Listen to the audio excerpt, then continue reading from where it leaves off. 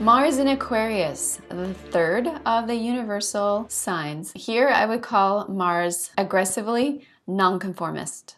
This is somebody who gets things done, but the rest of us have absolutely no idea how they did it. Their process is a total mystery. Sometimes these are crazy geniuses, sometimes they're just pure crazy.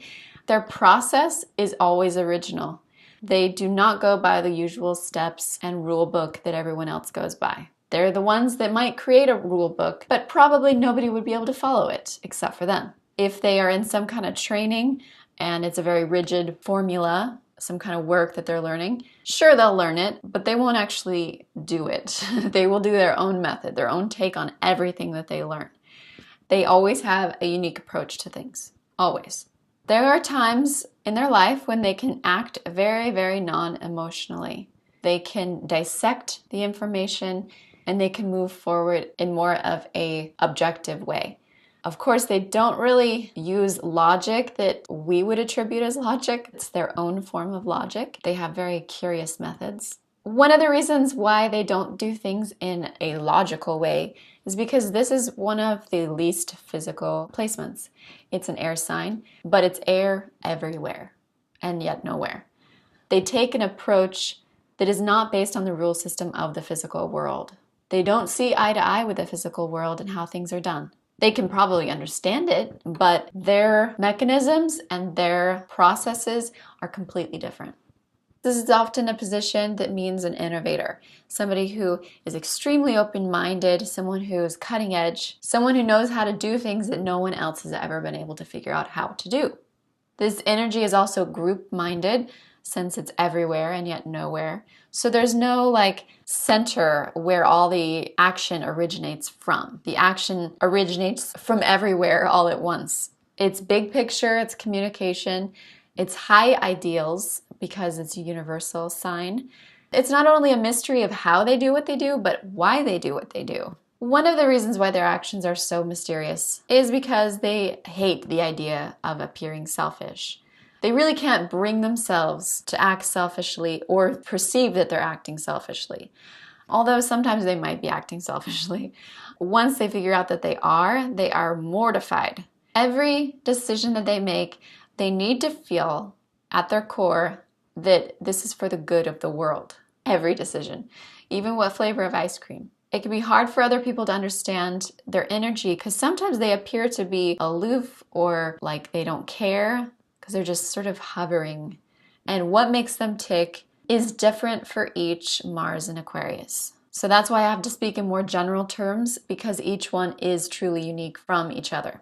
It could be difficult to know how much Mars in Aquarius likes you or fancies you because they just seem to not care.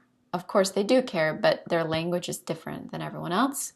In forms of attraction, a Mars in Aquarius might attract people by the fact that they just seem like they're not trying, and that can just drive people crazy. Don't you like me? Aren't I attractive? Why aren't you making a move? And of course, the other person makes the move, and the Mars in Aquarius never technically had to. So they have game because they don't have game. One way that you will know that they respect you or that they consider you to be a true friend is if they ask you for advice or for your opinion.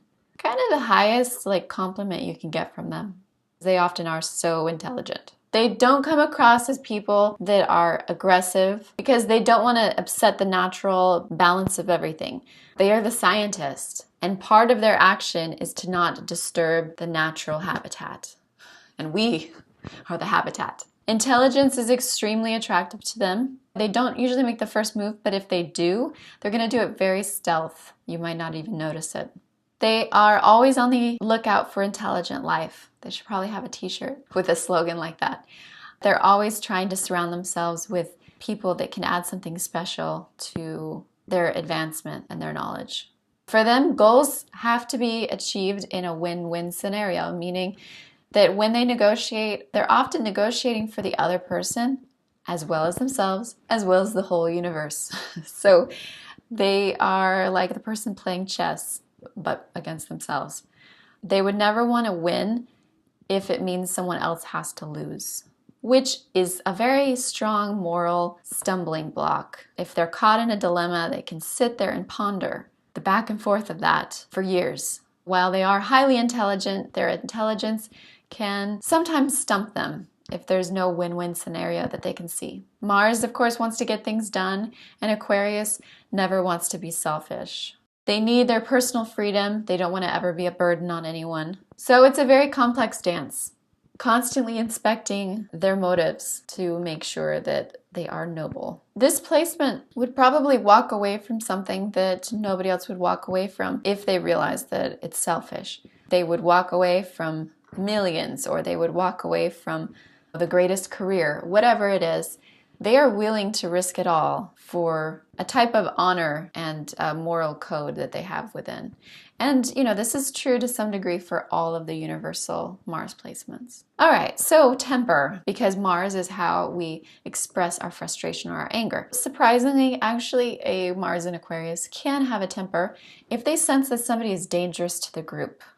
If they sense that somebody is at high risk of harming other people, all of a sudden, out of nowhere, you can see this very aloof, even keel, kind of dreamy person go into attack mode. It might only happen a couple times in their life, but you might just be there for when it does. Some have convinced themselves that they are doing something for the greater good when it's really harmful. They are extremely intelligent and unique, but they also don't really listen to the world's advice. And so when they're taking a very unique approach, they are their only sounding board. So that can be kind of dangerous because they're off in their own little moral quandary. So we hope they keep their bearings about them, right? Sexually, it's not as much physical or emotional, but of course more intellectual because they're an air sign. Some Mars and Aquarius find sex to be funny. Some would also be drawn to multiple partners or, big groups because, of course, Aquarius is everyone. They don't always act on this, but mentally they can imagine it and they could process it. A lot of people with this position don't need it, which could actually be one of their bigger turn-ons because it makes everyone else want them more. There's a sort of unobtainable quality to them. With this placement, a unique approach is best. They like it to be original. Some even have romantic relationships that are sex-free because that's unique, right? Long distance, phone, casual could definitely be a part of the equation. Just like the other air signs, they might prefer all of the lead up and all of the foreplay more. Whatever is going to stimulate their mind is very, very attractive to them. If you are a woman with this position, you like a man who is extremely intelligent, unique, somebody who thinks about the bigger picture, somebody who is rational, somebody who has big ideas, can think inventively. Probably also attracted to somebody who might make you do more of the wooing. You're attracted to somebody who's different, someone who's eccentric, someone who's very, very talented and has stimulating ideas. All right, hope you guys like my take on Mars and Aquarius and come back for the next video. Subscribe.